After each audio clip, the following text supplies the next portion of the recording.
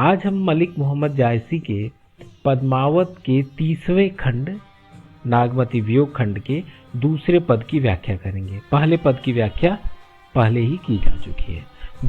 दूसरा पद है पीयू वियोग अस बाउर जीव पपिहा तस बोले पीयू पीयू। तो यहां भी मलिक मोहम्मद जायसी ने नागमती के वियोग का वर्णन करते हुए कहा है कि अपने प्रिय के वियोग में पीयू वियोग अस बाउर जीव। बाउर का अर्थ होता है बुरा, जीव का मतलब जी मन। प्रिय के वियोग में उसका मन इतना खिन्न है, इतना बुरा महसूस कर रहा है। पपीहा तस बोले पीयू पीयू। जैसे पपीहा जो होता है वो पी पी की रट लगाए रखता है, उसी तरह से वह भी नायिका नागमती रत्नसेन के विरह में उसको भी ऐसी ही रटन लग गई है कि वह बार बार अपने प्रिय को पुकारती है, हे प्रिय हे प्रिय हे प्रिय। अधिक काम दग्धै सो रामा हरि जीव लय सो गयो पीयू नामा। उसको, उस नायिका को, नागमती को काम अधिक पीड़ा पहुंचाने लगा। अधिक काम दग्धै सो रामा हरि जीव लय सो गयो पीयू नामा। और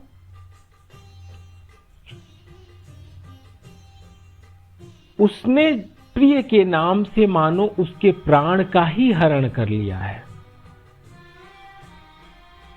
बिरह बान तस लागन डोली रकत पसीज भीजी तन चोली। और विरह का बाण इस प्रकार से उसे लगा हुआ है कि वह हिलडुल नहीं पा रही है।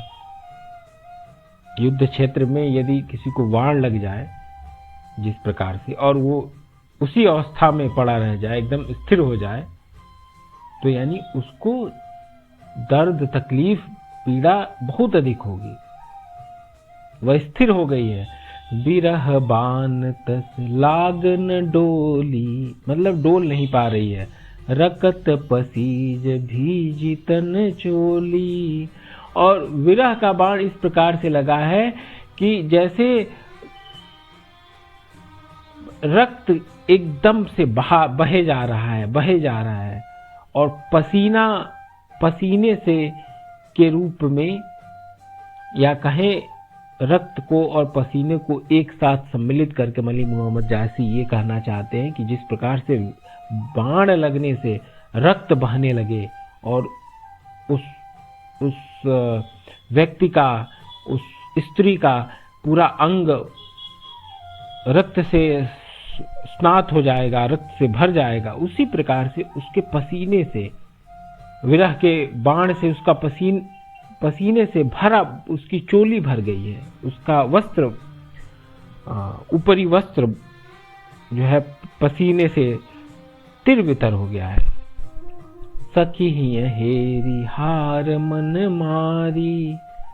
और उसकी सखी ने हृदय में विचार किया, सखी ही हेरी हार मन मारी हरि परान तजय अब नारी।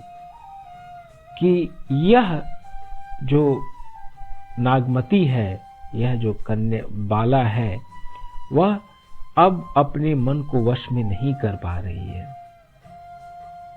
और हरि परान तजय अब नारी। और अब ऐसा लग रहा है कि अब यह अपना प्राण त्याग ही देगी। खिन एक आव पेट मह श्वासा खिनहि जाय सब होई निराशा। खिन क्षण को कहते हैं, एक क्षण। तो एक क्षण में श्वास आ रहा है, आव पेट मह श्वासा खिनहि जाय सब होई निराशा। तो जिस प्रकार से व्यक्ति सांस लेता है, सांस लेने को प्रिय के विरह से जोड़ते हुए मलिक मोहम्मद जायसी ने एक कल्पना प्रस्तुत की कि जिस प्रकार से मनुष्य सांस लेता है तो उसको आशा बंध रही है और फिर वह नागमती आशा निराश होकर छोड़ रही है उस सांस को। कहने का तात्पर्य यह है कि नागमती हर क्षण यह उम्मीद करती है कि अब जो है प्रिय आ जाएगा, प्रिय मेरा हो जाएगा, लेकिन ऐसा न पा करके फिर निराश होकर के सांस छोड़ रही है हर क्षण। पौन डोला वहीं सींचहि चोला। सखियां पौन हवा डोलाना, सखियां उसे हवा करती हैं। जिस प्रकार से कोई व्यक्ति बीमार पड़ जाता है तो लोग उसकी खिदमत करते हैं, उसी प्रकार से उसकी जो सखियां हैं उसे हवा करती हैं। सींचे ही चोला, और उसके वस्त्रों को पानी से भिगाती हैं। पहर एक समुझी नारी मुख बोला। पहर एक पहर के लिए जब उसको होश आता है, पहर एक समुझी नारी मुख बोला, तो वह स्त्री अपने मुख से बोलती है, प्राण पयान होत को राखा, कोचित मिलाव चातिक कै भाखा। तो जैसे ही उसको एक पहर के लिए होश आता है तो वह स्त्री कहती है, प्राण पयान होत को राखा, मेरे प्राण प्रयाण कर रहे हैं। पयान प्रयाण से बना हुआ शब्द है अवधि में, प्रयाण से। तो प्राण प्रयाण कर रहे हैं, होत को राखा, और कौन रक्षा करने वाला है? हे प्रिय कहाँ हो तुम? को मिलाव चातिक कै भाखा, कौन प्रिय से मिलन कराएगा? आगे का छंद है, आह जो मारी विरह की, आगी उठी तेई हाँक, हंस जो रहा शरीर मह, जरे पंख तन था। विरह की जो आह जो मारी विरह की जो आह उसके मुख से निकली,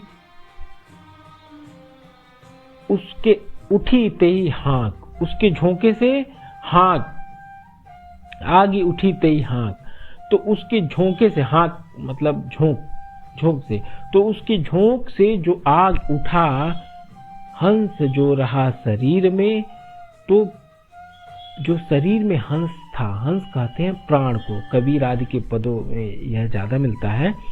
तो हंस यानी प्राण, तो प्राण जो था वह जल गया। हंस जो रहा शरीर में, जरे पंख तन था,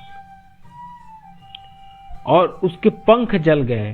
तन जो है, शरीर जो है, थाक शिथिल पड़ गया, थाक अर्थात शिथिल पड़ गया, और प्राण बचे रह गए। हंस जो रहा शरीर में, अभिव्यंजना यह है, व्यंजना इसका यह है कि उस नायिका के पंख तो जल गए, शरीर शिथिल हो गया, और चूंकि शरीर शिथिल हो गया, पंख जल गए, इसलिए जो हंस था, प्राण था, वह बचा रह गया। जल तो गया लेकिन बचा रह गया, क्योंकि पंख जल जाने से वह प्राण उड़ नहीं सका।